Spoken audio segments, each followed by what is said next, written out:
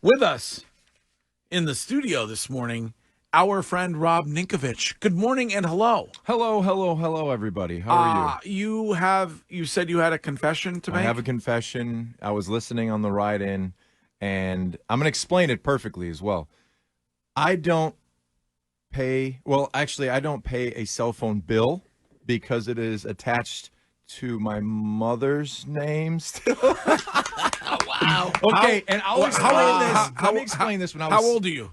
I'm 40. Wow. So, but she Damn. receives a payment from me in a lump sum, and I don't actually pay the bill. So, reason being, when I was 16 years old and I got a cell phone, which my number today is the same number I had at 16, which is that doesn't happen often. It was with Singular or AT&T, whatever it was. Okay, they grandfather in all the, like, if you had, because they used to have like a certain amount of texts or a certain amount of minutes or a certain amount of what is it, the gigabytes. The gigabytes. Once you got to a certain time, it was unlimited. Yes. Everything's unlimited. Right. So I want to say I'm around $100 total, and if I started my own, it'd be like 450, 400 right now. Isn't it per month?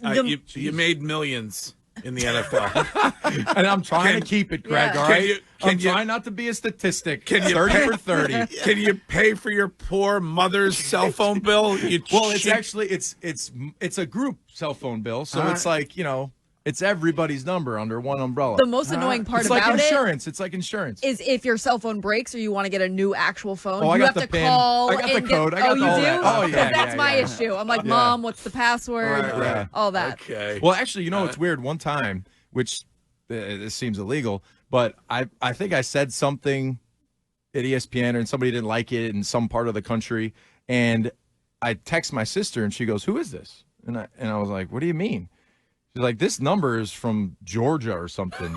Somebody I don't know where it was at, but somebody took my number and changed it to and that caused the big issue. It caused the big issue because of something you said about no. some I'm team saying or like something nobody knew who I was. They're like, "Why are you? Who is this? Who this new number? Who is this?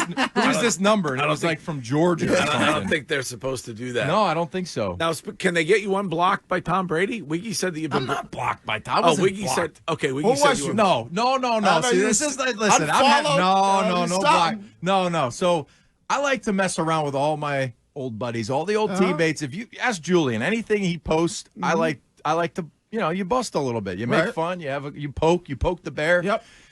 Sometimes you poke too much, and maybe Tom is like not one of those guys you poke because they're not used to being poked. I thought it was fun. I thought I had a good time with poking him. Yeah, and he wasn't poking back. I don't know. It's just maybe they're not used. Some people aren't used to being like poked a little bit, and I'm a guy that has a good time, likes to mess around, and I like to have fun with people. So, But he was upset about it? Was he unfollowed? On the 12th. On the 12th, I'm on the panel with Willie, and I'm up there. So okay. So Tom will be there. So I'll give him a big hug.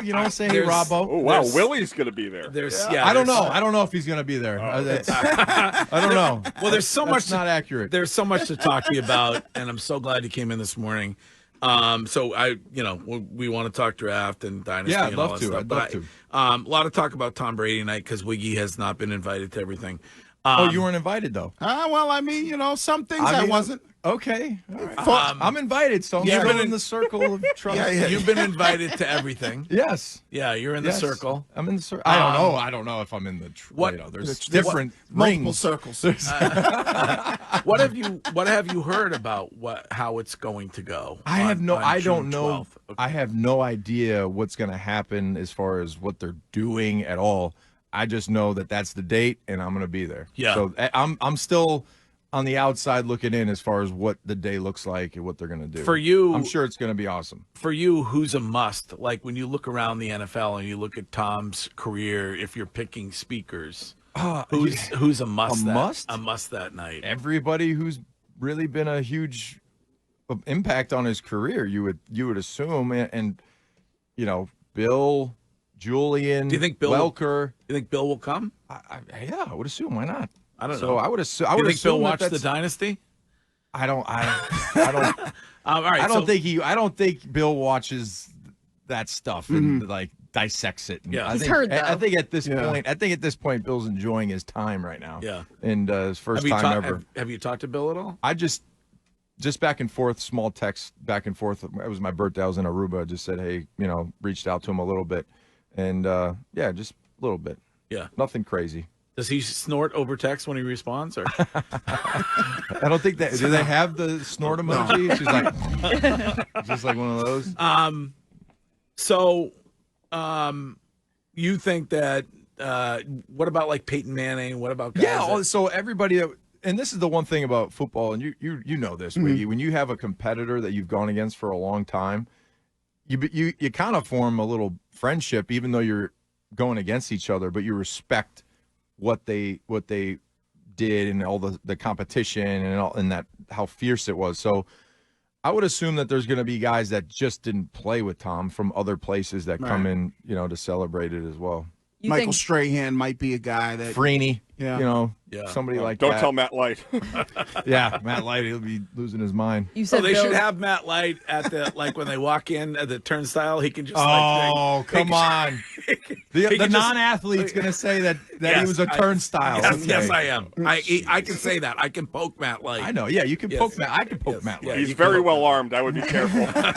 He would ruin you too. Yeah, he will. Oh, he'd destroy me. You said that you think Bill's enjoying his time, so do you think he's done coaching forever? No, I'm sure he'll get into something. That's his life. That's his whole life is football. So I wouldn't be surprised if you saw him jumping on some TV stuff and talking ball and trying to break stuff down, helping somebody else out that he's friends with, and as far as personnel, or he's going to get involved in football. It's just. But as a head life. coach, do you think he'll be a head coach again?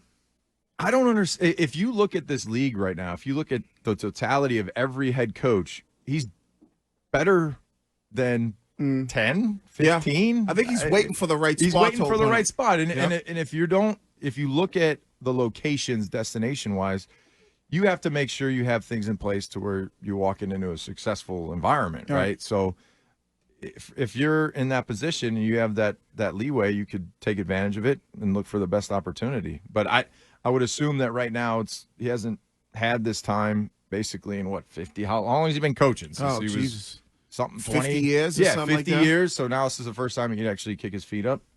I don't think it's a bad idea. And there's going to be a lot of great landing spots for him next year. And I think that's what he's looking at. There's going to be people that are seeking his knowledge and his coaching ability. So to sit out one season at 72, I don't think it's a big deal. I think he'll be perfectly fine next year. Yeah. I mean, I can't believe that there aren't teams that would love to have Bill Belichick as their head coach. I mean, I guess there weren't at the end of the right. There was one, right? Maybe. But Atlanta. You look at a lot. You look at a lot of these teams that are going to be Philly if they don't do what they're supposed to do. Buffalo, Dallas. Even a team like even Miami, a team like the Jets. Miami. Yeah, if they don't sooner or later, I think these owners got to say, either drop a deuce or get off the toilet. If we can't win, every player loves him in Miami. But it's not about players just loving the coach. That probably plays into it. I mean, I didn't play in the league, you guys did, but I would think that owners I think it does now. At the end of the day, it's filling the seats up. So at the end of the day, it's winning. It's making. It's a business. It's clearly a business that's all about making profit. So if you're in a position where you're not bringing in all the seats and you're not filling up the seats, the stadium, and you're not winning, and I agree with you on Miami because Mike McDaniel is a smart mind, but there's some guys that are very good at being offensive coordinators. There are guys that are very good at being DCs, but when you stand in front of a room and you're at a podium and you have the whole team looking at you and you lose a couple guys, it doesn't take long to lose a locker room. So do you think Bill lost this locker room? No, I think that there's a difference between a whole team. You think about the Patriots and you think about when guys were young, and when I came in, I was a young guy, and there were old guys that had been there a while. So you created that culture that Tom and Brewski and all these older players. When I walked into that building, you felt that. You felt that presence. I think when you lose guys like Tom and that are veteran guys, it's hard to bring those young guys up into that culture when you're searching for who's the next guy. And, I know there was Slate and Dev and those older veterans, but at the end of the day, it's not just a one-year thing. It's a process where you have a culture in place and the young guys watch it and then they grow in it and then they become the veterans. The young guys come in and it's a whole system.